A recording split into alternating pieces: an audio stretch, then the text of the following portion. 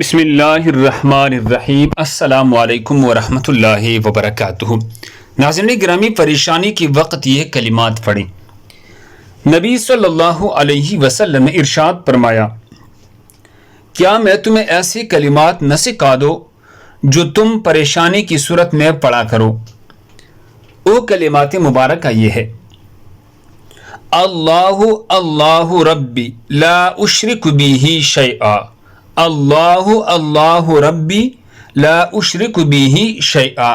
یہ کلمات پڑھا کرو پریشانی کے وقت۔ کا ترجمہ ہے اللہ اللہ ہی میرا رب ہے، میں اس کے ساتھ کسی کو شریک نہیں کرتا۔ اللہ ہم سب کو اس پر عمل کرنے کی توفیق عطا فرمائے۔ ابو داؤد حدیث نمبر 1525۔ جزاکم اللہ خیر۔